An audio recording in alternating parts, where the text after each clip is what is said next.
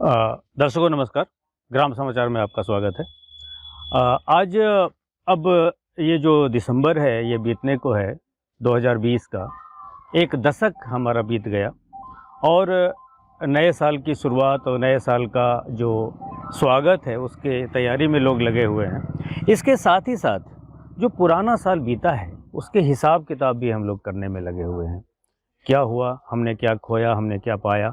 और ये 2020 का जो साल रहा ये तो बिल्कुल एक तरह से तो निष्क्रिय साल रहा हर तरह से, क्योंकि जो कोरोना कोविड-19 की महामारी आई तो पूरे विश्व को उसने अपने चपेट में ले लिया। ये दुर्भाग्य का समय था मानवता के लिए। लेकिन इसी बीच इस दुर्भाग्य के समय में भी कुछ लोग ऐसे जुटे रहे जनता की सेवा में, लोगों की सेवा में, देश की सेवा में।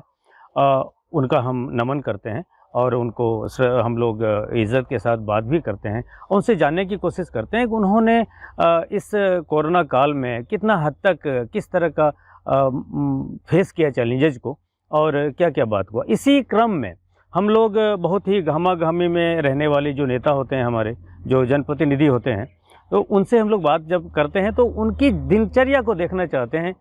आज हम इसी क्रम में महागामा विधानसभा, झारखंड का एक महागामा विधानसभा है, वहाँ के एमएलए हैं दीपिका पांडे जी, नमस्कार। और हम लोग आए हुए हैं, इनके घर पे आए हुए हैं। ये खिरौंधी गांव है, एकदम बिल्कुल गांव है, शांत जगह है और हम लोग इनके घर आए हुए हैं और ये बात करने के लिए। तो दीपिका जी, कैसा फील हो रहा है ये बताइए, कोरोना काल में कैसा लग रहा है? सबसे पहले तो हम नए साल की शुभकामना आप लोगों के माध्यम से लोगों को देना चाहेंगे। यह साल तो आप जानते हैं कि विपत्ति का समय था, बहुत ही विकट परिस्थितियों में हम लोगों को काम करना पड़ा।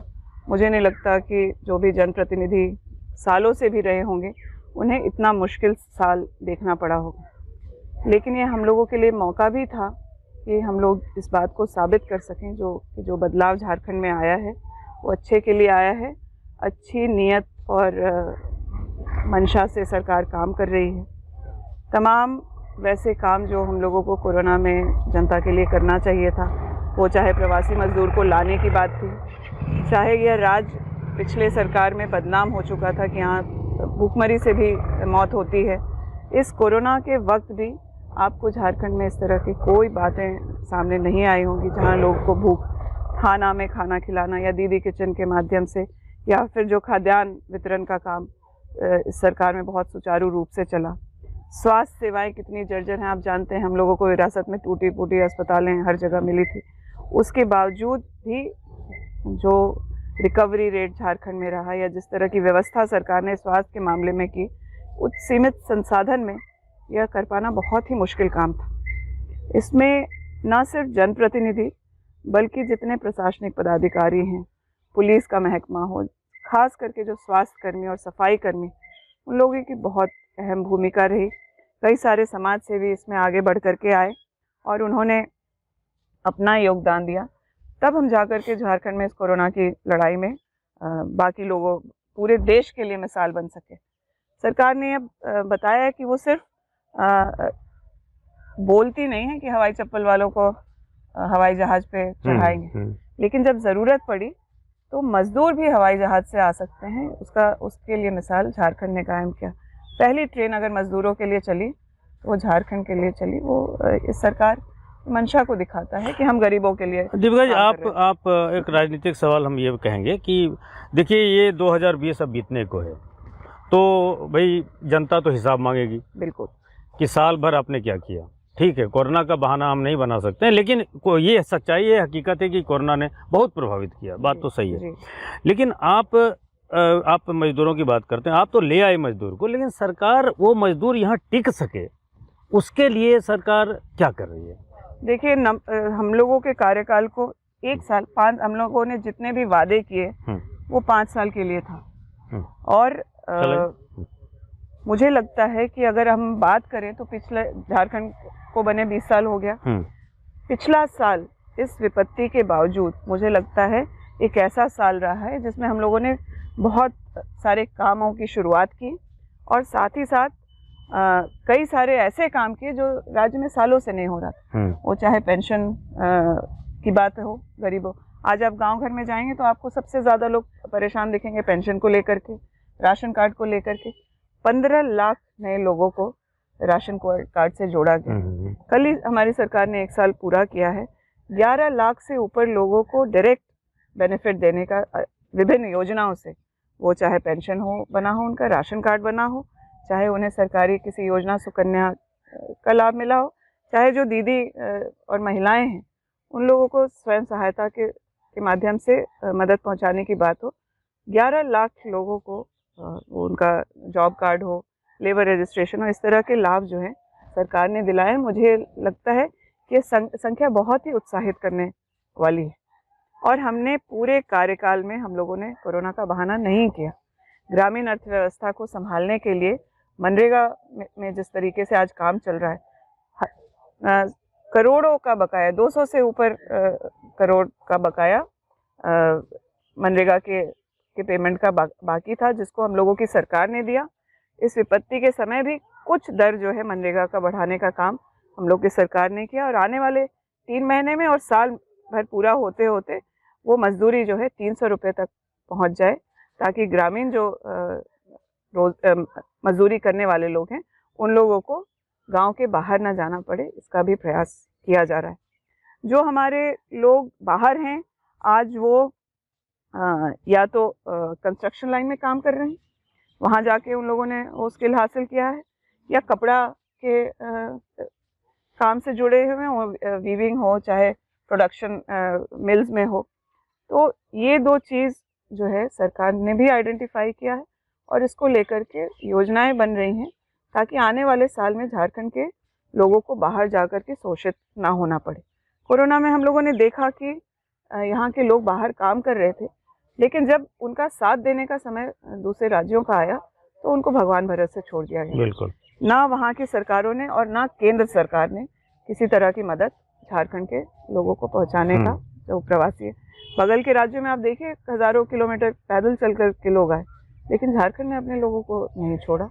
उन्हें जब सुरक्षित और सम्मानित तरीके से राज्य में वापस लाना था, हमने वो भी किया। और जो शहरी रोजगार की योजना है उसके भी कार्ड्स लोगों को मुहैया कराया गया, लोन्स बांटे गए ताकि लोग स्वरोजगार में भी जुड़ सकें। और आने वाले सालों में मुझे पूरा भरोसा है कि हमारी योजनाएं ऐसी होंगी जिससे कि झारखंड के लोगों को बाहर ना जाना पड़े और वो सम्मानजनक तरीके से अपने जीवन को चला सकें। चलिए हम ये बात करते हैं, चलिए कोरोना तो ख़त्म हो जाए, हम लोग जल्दी अपेक्षा करते हैं कि कोरोना ख़त्म हो जाए, लेकिन कोरोना ख़त्म होने के बाद आप एक विधायक होने के नाते आपकी पहली प्राथमिकता क्या होगी? देखिए, कोरोना होने के बावजूद भी हम लोग, मेरी प्राथमिकता यहाँ के लोगों को रोज़गार को लेकर के हो, चाहे जो आम रोज़मर्रा की परेशानी लोगों को ब्लॉक, थाने, इन सब चीज़ों में जो होती थी उसको कम से कम करने की बात हो, चाहे फिर यहाँ के किसानों को, क्योंकि आप जानते हैं हमारा विधानसभा कृषि बाहुल्य क्षेत्र है। यहाँ के लोगों को कोरोना के बावजूद हम लोग सरकार पर, अपने मंत्रियों पर लगातार दबाव इस बात का रखें कि बीज समय पर बटे, खाद की जो है कालाबाजारी कम हो, सिंचाई की व्यवस्था हो, बिजली की व्यवस्था हो, ताकि वो अपने पटवन को अच्छे से कर सकें। और सबसे बड़ा काम इस साल जो हुआ है वो धान अधिप्राप्ति का है। उसके बारे में मैं आपको ये बताना चाहूँगी, एक तो समय पर यह काम शुरू हुआ पैक्स के माध्यम से। पिछले जो सरकारें हैं उन्होंने पैक्स के पूरे सिस्टम को ध्वस्त करके रखा था। आज महगामा में सिर्फ 4 पैक्स जो है ऐसे हैं जो धान की अधिप्राप्ति कर सकते हैं। FPOs को लाना ताकि वो या मंडी के माध्यम से किसानों का धान लिया जाए। और सबसे अच्छी बात इस साल ये रही है कि पिछले सालों में किसान, जो छोटे किसान हैं, वो अपनी उपज सरकार को नहीं देना चाहते थे क्योंकि उन्हें पता ही नहीं था कि उनको पैसा कब मिलेगा, या धान ले लिया गया, महीनों रखने के बाद सड़ा के वापस कर दिया गया, या उनके पेमेंट में बहुत देरी हुई। हम लोगों की सरकार ने 50% पैसा, धान अगर आज किसान देता है तो उसको 3 दिनों के अंदर 50% पैसा उनके खाते में डालने की बात है, और 3 महीने में उन्हें पूरा बकाया मिल जाएगा।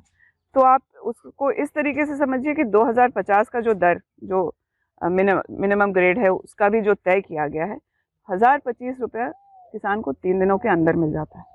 किसान बिचौलियों को देने के लिए इसलिए बाध्य होते हैं कि उन्हें अपने दूसरे फसल की जो है तैयारी तुरंत करनी होती है। उन्हें बीज की ज़रूरत होती है, खाद की ज़रूरत होती है, और व्यवसाय या फिर उसके ऊपर ऐसी जिम्मेदारियां हैं, चाहे शादी ब्याह, पढ़ाई लिखाई, बीमारी, कि वो तुरंत पैसा चाहता है।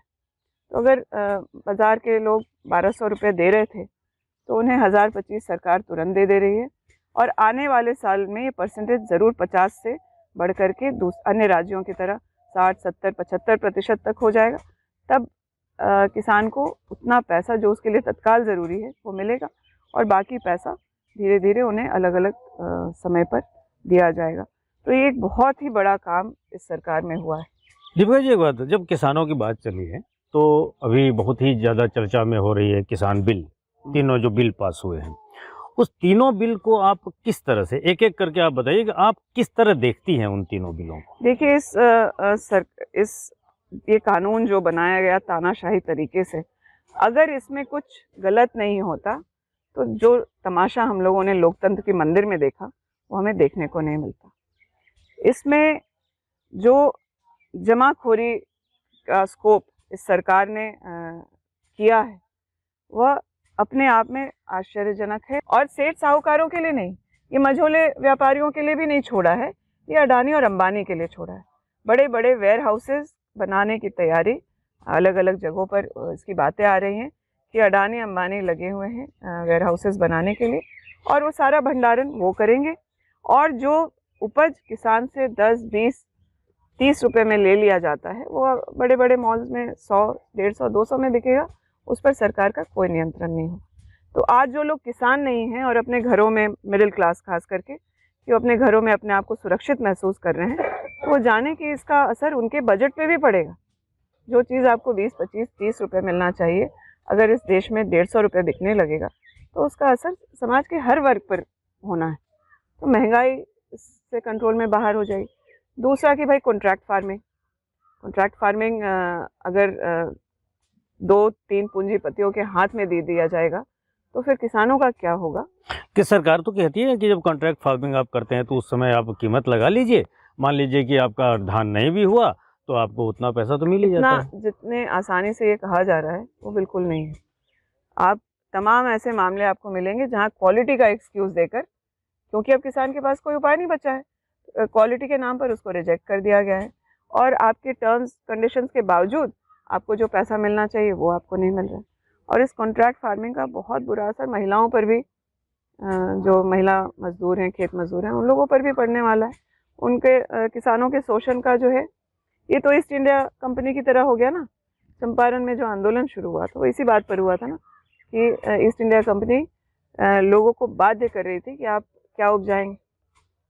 आज तो धान कह रहे हैं लोग, कल को कुछ ऐसी चीज़ उपजाने को बोलेंगे जिससे किसान का खेत, उसकी जो उर्वरक क्षमता है वो खत्म होने लगे, तब कहाँ जाएंगे किसान? तीसरा कानून है कि किसान के लिए सरकार का कहना है, प्रधानमंत्री का कहना है कि उन्होंने कहीं भी वो अपना फसल बेच सकते हैं। तो इसको आप कैसे देखती है? ये बहुत हास्यास्पद है। आप यहाँ, हमारे यहाँ जो किसान हैं उनसे सवाल कर लीजिए कि वो यहाँ से बाराहाट भी जाना चाहते हैं क्या? बगल का बाजार है, वहाँ भी वो जाने को इच्छुक है कि हम जाके वहाँ धान बेचें। आज छत्तीसगढ़ में हम लोगों की सरकार है, वहाँ धान का दर जो समर्थन मूल्य के बाद 2500 रुपये है। क्या ये संभव है झारखंड के किसानों को कि ले जाएं? और प्रधानमंत्री जी ये जानते नहीं कि बॉर्डर क्रॉस करने के लिए तमाम अलग अलग कागजात, अलग अलग टैक्सेशन सब करना पड़ता है। क्या किसान को वो सुविधा होगी? और उस सरकारी जो नियम कानून है वो उससे पार पाएंगे? किसान को उनके खेत से कैसे धान लिया जाए, इसकी व्यवस्था करनी चाहिए। आज पंजाब और हरियाणा के किसान जो हैं वो आज आंदोलनरत हैं। छत्तीसगढ़ में के किसान परेशान हैं, वो इसलिए क्योंकि सरकार वहाँ से उनके खेतों से धान ले लेती है, उसको कहीं भंडारण का दबाव नहीं रहता, वो उसको बहुत समय तक इंतज़ार नहीं करना पड़ता। किसान के घर तक आप पहुँच करके उसे कैसे राहत देंगे, इसका इंतज़ाम किसान को देश विदेश घुमाने की ज़रूरत नहीं है। वो खुद बहुत अपने रोज़मर्रा की ज़िंदगी में संघर्ष कर रहा है। तो ये बिल्कुल गलत बात है। और सबसे बड़ी बात है कि आप समर्थन मूल्य को, इसको कानून का हिस्सा क्यों नहीं बना रहे? आपकी अगर मंशा साफ है या आज अब किसानों से बात करने लगे, तो इसकी शुरुआत आपने पहले क्यों नहीं की? आप लोगों को किसानों से पहले चर्चा करनी चाहिए। ये इस बिल को लोकसभा में लाने के पहले, उसको कानून बनाने के पहले। तो मुझे लगता है अब सरकार को ये समझ में आ गया है कि सिर्फ 2 राज्य के नहीं, पूरे देश का किसान बहुत इस बात से उद्वेलित है। और जितनी करकरी इस सरकार की किसानों को तकलीफ दे करके हुई है, मुझे लगता है कि अब भी समय है जल्द निर्णय लेकर के इस कानून को वापस लेना चाहिए और किसानों के लिए के हित में कानून बनाना चाहिए। आपके बारे में जो लोगों की राय है, आप जब आप पढ़ाई कर रही थी उस समय आप NSUI की स्टूडेंट यूनियन की लीडर रही हैं, छात्रों के आप मुद्दे को उठाती रही हैं और आम लोग आपको एक आयरन लेडी कहते हैं और यहाँ तक भी कहा जा रहा है कि झारखंड के मुख्यमंत्री का भी छवि आपके अंदर देखा जा रहा है। तो ये लोग आपका जो भी ओपिनियन है, लोगों का ये ओपिनियन मैं आपको बता रहा हूँ। तो आप एक बात बताइए, आप पहली बार विधायक बनी हैं, कैसा लगता है? देखिए, ये तो बहुत सम्मान मुझे यहाँ हमारी जनता ने दिया है कि हम लोगों के लगातार संघर्ष को देख करके पहली बार किसी महिला को चुनाव जिता देना ये मामूली बात नहीं है, समाज में भी बहुत बड़ी बात है। मैं तमाम लोगों का इसके लिए धन्यवाद देना चाहती हूँ। माता पिता जो हमारे ससुराल के लोग हैं, उन लोगों का भी धन्यवाद है कि जो शिक्षा की ज़रूरत हुई या फिर घर से करके दहलीज से बाहर निकल करके समाज के लिए काम करने का जब हम लोगों ने निर्णय लिया तो उसमें साथ सहयोग मिला है। यूथ कांग्रेस के प्लेटफॉर्म से राहुल जी ने कई युवाओं को मौका दिया कि आप आइए और राजनीति का हिस्सा बनिए, क्योंकि बदलाव लाने का अगर कोई तरीका सबसे सशक्त है तो उसका माध्यम राजनीति है। आपके एक निर्णय से हज़ारों लाखों लोगों की ज़िंदगियां प्रभावित होती हैं और आप उनको सशक्त या कमज़ोर कर सकते हैं। तो मुझे लगता है कि राजनीति में खास करके एक महिला का आना, और क्योंकि मुझे लगता है कि पुरुषों से थोड़ा सा संवेदनशील हम ज़्यादा होते हैं, कई चीज़ों को न सिर्फ देखते हैं बल्कि महसूस कर पाते हैं, तो वो हमको लगता है उससे बहुत फ़र्क पड़ता है। और इसमें तो कहीं दो मत नहीं है कि मुझे बहुत मान सम्मान प्यार आदर जनता दे रही है, और इस वजह से वही हम लोगों की शक्ति भी है कि जो काम हम लोग जिस जिम्मेदारी को लेते हैं तो लगता है कि हम जवाब दें जनता को तो उसको अपना 100% दें। आपके रूटीन में क्या बदलाव आया? बहुत बदलाव है, बहुत बदलाव है। पहले अगर हम लोग 8-10 घंटे काम करते थे तो 14-15 घंटे भी जो है समय देना पड़ता है। बच्चे शिकायत नहीं करते? बच्चे मेरे बहुत कोऑपरेटिव रहे, और ख़ास करके हमारे हस्बैंड, क्योंकि परिवार हम लोग दोनों का ही राजनीतिक रहा है तो हम लोग इस काम के डिमांड को समझते हैं। लेकिन मेरा प्रयास यही रहता है कि परिवार के साथ जो है क्वालिटी टाइम जो है स्पेंड करें। शिक्षा की वजह से वो लोग इस जगह से दूर हैं, हस्बैंड की भी नौकरी है तो वो भी लगातार यहाँ नहीं रहते, लेकिन हम लोग प्रयास करते हैं कि एक सामंजस्य बना करके, क्योंकि किसी महिला के लिए बाहर काम करना बहुत आसान हो जाता है अगर उसके परिवार का सपोर्ट। मैं उस मामले में मैं खुश नसीब हूँ कि मुझे पूरा सहयोग मेरे ससुराल से, पति से और बच्चों से। बच्चे भी मेरे बहुत संवेदनशील हैं इस मामले में। शिकायतें तो हैं लेकिन वो जायज़ हैं। आप अपने घर में ही कल्पना कर लीजिए कि माँ अगर कुछ देर बाहर है तो बच्चों के, लेकिन पूरा सहयोग बच्चों का भी रहा है।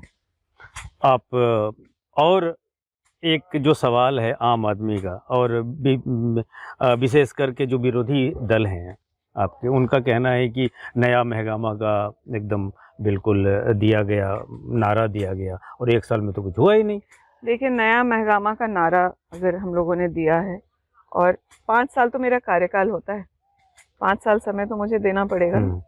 लेकिन हाँ, ये इस मामले में तो ज़रूर नया महंगामा हम लोगों ने शुरुआत की कि जनता को जहाँ ज़रूरत या जनता की बात जहाँ उठानी है उसके लिए आपको जनप्रतिनिधि 24 घंटे अवेलेबल है। कोरोना के बावजूद और उसके बावजूद हम लोगों ने बिजली की व्यवस्था में सुधार करने का, अस्पताल में बहुत काम करने हैं। मुझे लगता है आने वाले साल में हम लोग उसको पूरा कर पाएंगे। बड़ा अस्पताल महगामा में बने, इसके लिए भी प्रयासरत हूँ। और पहले से लोग उसको अप्रूव करा के रखें, लेकिन आज तक उसको ज़मीन पर उतार नहीं पाए, डबल इंजन की सरकार होने के बावजूद। यहाँ पर यहीं पर लोगों को शिक्षा के मौके मिलें, इसका भी प्रयास है। पहले से कई सारी लंबित योजनाएं हैं, उसको लाना या फिर नए विभाग जो है शिक्षा में लॉ वगैरह को शुरू कराना, उसके लिए हम लोग काम कर रहे हैं। मुझे लगता है मेरा आकलन जनता अगर 5वें साल करेगी तो जिस उम्मीद से लोग हम लोगों को लेकर के आए हैं वो ज़रूर पूरा कर पाएंगे। दीपिका जी, एक बात हम आपसे ये पूछेंगे, जैसे कि आप अपने समय को कभी कभी लगता नहीं है कि थक गए? आप देख लीजिए घर पर हमारे सुबह से जो है लोग जिस तरीके से उम्मीद और आसरे से पहुंचते हैं, मुझे लगता है यही ऊर्जा देता है कि नहीं भाई इनके भी काम को करना है। थकान जैसी कोई बात नहीं है। इस काम में हम लोग बहुत सोच समझ करके आए और सेवा की भावना से आए हैं। मुझे लगता है जनता का प्यार और सम्मान जो है वो बहुत साहस देता है। कभी जब खाली समय होता है तो संगीत वगैरह में थोड़ा खाली समय मिलता है तो मैं प्रयास करती हूँ बच्चों के साथ जो है अपने बच्चों के साथ बातचीत करें। अब बच्चे, बड़ी बेटी मेरी 10th का एग्ज़ाम देने वाली, तो एक अलग जनरेशन है, उनके साथ समय बिताने से कई सारी नई बातें मुझे भी सीखने को मिलती है। मेरा प्रयास रहता है कि खाली समय जब मिले तो यंग लोगों से बातचीत हो, जो हम लोगों से एक अलग जनरेशन है, ताकि नया महगामा बनाना है तो युवाओं की अपेक्षा पर उतरना पड़ेगा खरा। तो अपने बच्चों से और महगामा के अन्य बच्चों से सीखने का प्रयास करती हूँ। कभी अगर गीत और फिल्मी गीत सुनने का मौका मिलता है तो आपके सबसे अच्छे पसंदीदा कलाकार? संगीत मतलब बहुत म्यूज़िक लवर तो नहीं रही हूँ मैं, लेकिन अगर संगीत से कुछ सोचते हैं तो हमारे पिताजी कई सारे ऐसे गाने जो सुनते थे वो गुनगुनाते थे, तो वो सब हम लोग सुनने का जो है करते हैं प्रयास। और अभी नए कुछ सिंगर्स हैं तो उनकी अरिजीत हो चाहे श्रद्धा हो, उन लोगों का गाना लगा करके सुनते हैं। जो बच्चे हमारे सुनते हैं मैं भी वही सुनती हूँ। फिल्मों से? हाँ, फिल्मों का देखने का शौक है। अभी ये नेटफ्लिक्स वगैरह आने से तो कभी कभार मोबाइल पर गाड़ी में चलते हुए भी जब बहुत सवाल जवाब से मन थकता है तो कोई एक मूवी या सीरियल देख करके, क्योंकि लगातार टीवी कहीं बैठ करके देख पाए ऐसा समय अब हो नहीं पाता, तो कभी अपने वाहन में जब लंबी दूरी की यात्रा हो रही और समय ऐसा है जब लोग फ़ोन नहीं करते, अब ओवरनाइट अगर जर्नी कर रहे हैं तो 2-3 घंटे तो मिल ही जाते, कभी बीच बीच में पिक्चर देख लेती हूँ। अभी तक का सबसे अच्छा पिक्चर आपको कौन सा लगा? हाँ, ये तो बहुत मुश्किल क्वेश्चन है। 2-3? हाँ, अभी रिसेंटली कौन सा पिक्चर देखे हैं?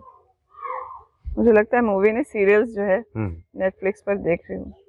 कुछ अंग्रेजी सीरियल है, the crown, house of cards, वो सब भी राजनीति से जुड़ी हुई हैं। बिल्कुल। तो वो सीरियल्स जो है मैं फिलहाल देख रही हूँ, उसके एपिसोड्स चल रहे हैं। राजनीतिक है, दूसरे क्वीन की स्टोरी है, फिर अमेरिका के राजनीति की स्टोरी है। वहाँ के राजनीतिक और वहाँ की जो प्रक्रिया है उसको देखने समझने का मौका है। आप अक्सर आपके बारे में हम लोगों ने फील किया है कि एकदम बिल्कुल दिल से बात करती हैं, कोई लाग लपेट नहीं, जो मन में आया क्लियर बोल देती हैं एकदम। तो आप, हमारी भी शुभकामनाएं हैं कि भाई 2021 में आप नई बुलंदियों को हासिल करें, आपकी कीर्ति हर जगह फैले और लोग खुश रहें। आपसे कुछ संदेश देना चाहते हैं आप? मीडिया को मैं खास करके धन्यवाद देना चाहूँगी, और मैं अभी भी बोलती हूँ मीडिया को कि आप लोग जो विपक्ष की बातें उसको बहुत मजबूती से उठाइए, क्योंकि वो जो सत्ता में जो लोग हैं उन लोगों को भी जगाने का काम करते हैं। हो सकता है ऐसी बातें हों जिस पे हमारा ध्यान नहीं जा रहा हो अपनी व्यस्तता में, लेकिन जब मीडिया और विपक्ष मुखर होकर के किसी बात को बोलते हैं तो सत्ता पक्ष के लोग भी उस पर काम कर सकते हैं। समाज के आगे बढ़ने के लिए बहुत ज़रूरी है कि हम लोग सामंजस्य से काम करें। लोकतंत्र के जो चारों स्तंभ हैं उनकी बहुत बड़ी जवाबदेही इस देश को आगे बढ़ाने के लिए, इस राज्य को आगे, मेरे महगामा को आगे बढ़ाने के लिए आप लोगों ने पूरे मेरे राजनीतिक सफ़र में बहुत मेरा साथ दिया है।